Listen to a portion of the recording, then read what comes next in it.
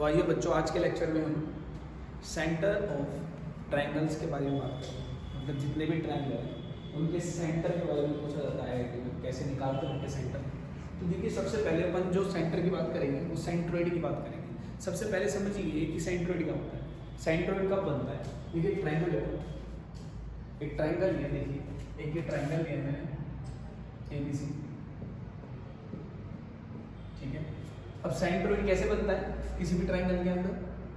देखिए, मैं इस वाली ए से मैं क्या करता हूँ, एक मीडियन खींचता हूँ। मीडियन का मतलब क्या होता है, जो सामने वाली लाइन को बराबर बराबर हिस्सों में, बराबर बराबर भागों में डिवाइड करे।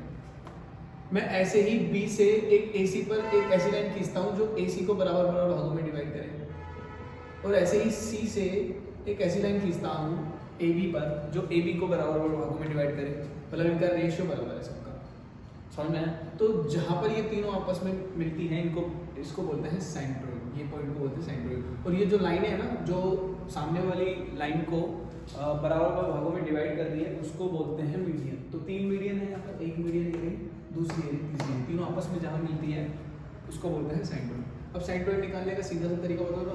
देखिए, पॉइंट्स अगर आपको दिए ना ABC के, तो x1 plus x2 plus x3/3, y1 plus y2 plus y3/3। तो इससे आप ऐसे सेंट्रोइड को निकालते हैं। सेंट्रोइड को डिनोट करते हैं जी से। एक और चीज़, कुछ चीज़ देख लीजिए जो काम की हो सकती है। देखिए, जो सेंट्रोइड होता है ना, जो मीडियन होती है, हर मीडियन 2:1 में डिवाइड होती है। 2:1, देखिए 2:1, 2:1, 2:1, ठीक है। जो मीडियन होती है ना सेंट्रोइड में, वो 2:1 में डिवाइड होती है, ठीक है। दूसरी चीज़, ये जितने भी ट्राइंगल बने ना, 1 2 3 4 5 6, इनका सबका एरिया इक्वल होता है, ठीक है।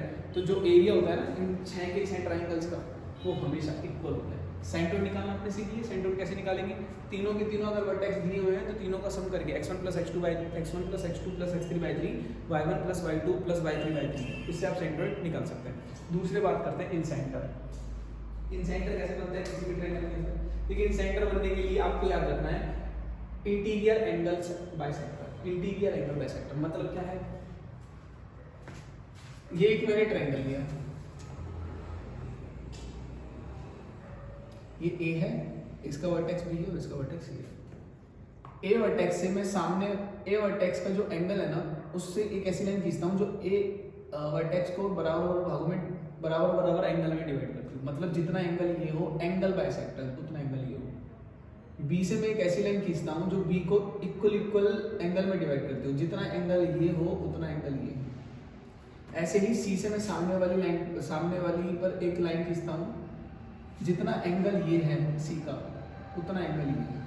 मतलब वर्टेक्स को एंगल बाइसेक्ट करते हैं, ठीक है। जितना एंगल ये है उतना एंगल ये, जितना एंगल ये उतना एंगल ये, जितना एंगल ये उतना एंगल। जहां पर ये तीनों आपस में मिलती हैं, इस वाले पॉइंट को बोलते हैं इन सेंटर। इन सेंटर का मतलब क्या होता है, इन सेंटर कैसे बनता है, इंटीरियर एंगल बाइसेक्टर।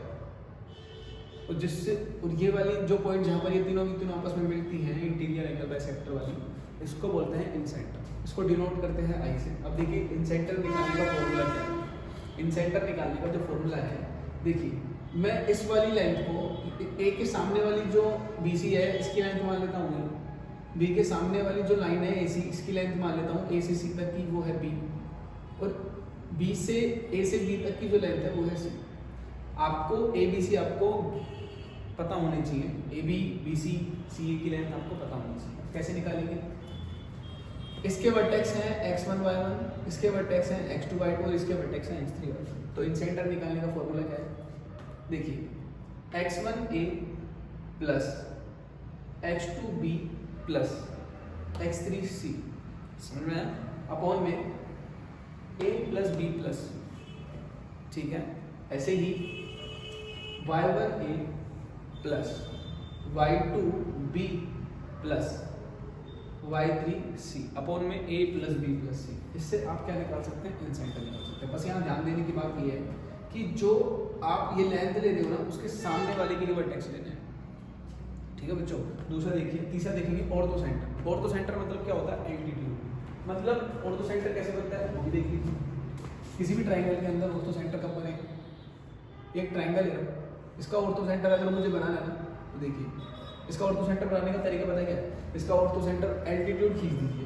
जैसे ये A वर्टेक्स है, ये B वर्टेक्स है, ये C वर्टेक्स है।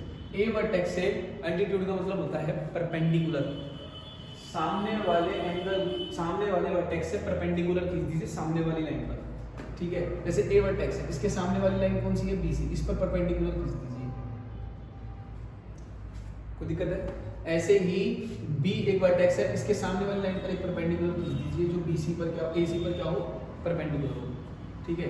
ऐसे ही सी वाले वर्टेक्स से एक ऐसी लाइन खींच दीजिए जो एसी एबी पर परपेंडिकुलर हो, तो ये वाली लाइन होगी जहां पर ये तीनों के तीनों परपेंडिकुलर आपस में मिलते हैं, ठीक है। उसको अपन बोलेंगे ऑर्थो सेंटर, क्या बोलेंगे, ऑर्थो सेंटर, जिसको डिनोट करते हैं इससे, ठीक है। अब बच्चों इसका देखो फॉर्मूला नहीं है निकालने को, तो बड़ा हैवी सा फॉर्मूला है, याद करने की जरूरत नहीं है, फिर मैं इसका तरीका बताऊंगा कैसे निकालेंगे आप ortho centre.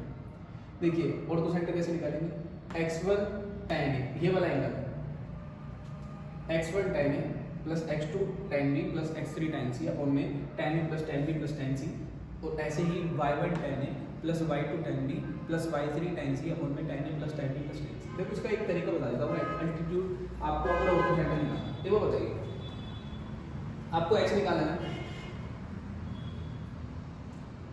A B line किसके परपेंडिकुलर है, इसके परपेंडिकुलर है, ठीक है। चलो एक मिनट रुकिए, मैं एक बार देखता हूँ इसको निकालने का तरीका, देखिए, ठीक है, मैं बताता हूँ। देखिए मैं एक बार ना, आप बीसी लाइन का स्लोप निकाल लोगे क्या, निकाल लोगे ना बीसी लाइन का स्लोप, ये वाली बीसी लाइन है, इसका स्लोप निकाल लोगे, निकाल लोगे। इसका स्लोप ये किसके परपेंडिकुलर है, इस वाली लाइन के परपेंडिकुलर कौन सी है, ये वाली लाइन, देखिए बीसी लाइन का स्लोप निकालिए, और इसके परपेंडिकुलर है ये वाली लाइन। क्या आप इस वाली लाइन की इक्वेशन निकाल सकते हो, देखो ये वाली लाइन इसके परपेंडिकुलर है, जब ये वाली लाइन इसके परपेंडिकुलर होगी तो m1 dot m2 equal to -1 करके इस वाली लाइन का स्लोप आ जाएगा, और जब इस वाली लाइन का स्लोप आ जाएगा तो आपके पास एक पॉइंट तो है ही, स्लोप आ जाएगा तो इस वाली लाइन की इक्वेशन आ जाएगी। दूसरा तरीका देखिए, आपके पास एक इक्वेशन आ चुकी है इस वाली की, एक काम करिए, अब इस वाली को देखिए, इस वाली, ये वाली लाइन इसके परपेंडिकुलर है AC को, तो AC का स्लोप आ जाएगा m1 dot m2 equal to इसका भी स्लोप आ जाएगा, और जब इसका स्लोप आ गया तो एक पॉइंट है और एक स्लोप है इस वाली लाइन का, इससे भी इक्वेशन आ जाएगी, इसकी भी इक्वेशन आ गई, इसकी भी इक्वेशन आ गई। इन दोनों को जब अपन सोल्व करेंगे, इस वाली लाइन को और इस वाली लाइन को जब अपन सोल्व करेंगे तो दो लाइन को जब अपन सोल्व करते हैं तो xy निकल जाएगा, और मतलब इंटरसेक्टिंग पॉइंट आ जाएगा, इंटरसेक्टिंग पॉइंट यही तो होगा ऑर्थो सेंटर, ठीक है बच्चों। तो ये फॉर्मूला तो जायज लगता नहीं है मुझे याद करना, मुझे भी याद नहीं, तो इसलिए मैं इस तरीके से आप निकाल सकते हो ऑर्थो सेंटर का, ठीक है।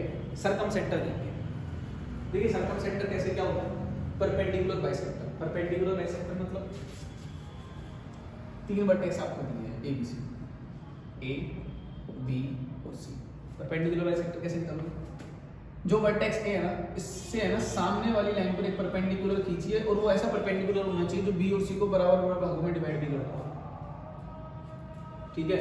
और तो सेंटर में केवल एल्टीट्यूड था, परपेंडिकुलर था, बाइसेक्ट नहीं कर रहा था। सरकम सेंटर में एल्टीट्यूड बाइसेक्टर होना चाहिए, परपेंडिकुलर बाइसेक्टर, सामने वाली लाइन को सामने वाली लाइन के परपेंडिकुलर भी हो और साथ में बाइसेक्ट भी करता हो। ऐसे ही बी से एक परपेंडिकुलर खींचिए एसी पर और बाइसेक्ट भी करता हो, इतना ये उतना ये, ऐसे ही ये वाला, ठीक है, ठीक है।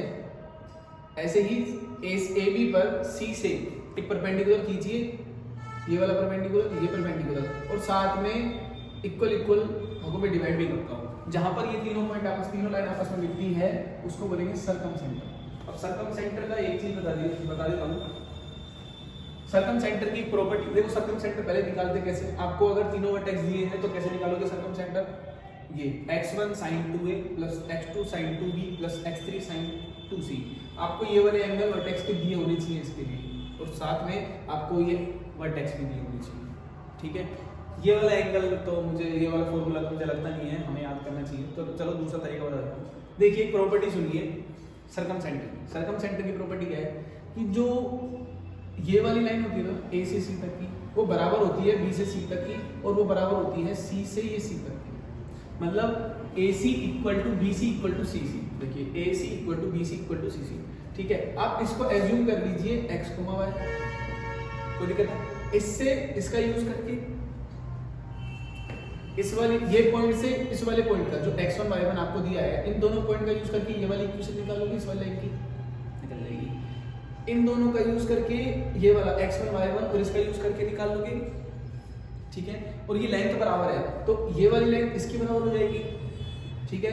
ऐसे ही इसका यूज करके किसी भी देखो मैंने क्या लिखा है, AC equal to BC equal to CC, इनका यूज करके अपन दो इक्वेशंस बना लेंगे। एक बार इसको इसके बराबर कर देंगे, एक इक्वेशन आ जाएगी, एक बार इसको इसके बराबर कर देंगे, दूसरी इक्वेशन आ जाएगी। इनका यूज करके अपन इंटरसेक्टिंग पॉइंट निकालेंगे, सिंपल सा, ठीक है। तो सर्कम सेंटर की प्रॉपर्टी आपको समझ में आ गई कि ये वाली लेंथ इसके बराबर होती है और इसके बराबर होती है। ये सर्कम सेंटर को एज्यूम कर लो x को है, ठीक है। ऐसे अपन सर्कम सेंटर निकालेंगे। अब x सेंटर देखिए, वैसे इसके सवाल मैंने तो देखे नहीं है अभी तक, आ गए वो क्योंकि इतना बड़ा फॉर्मूला है, उससे नहीं, लेकिन फिर भी देख लेंगे।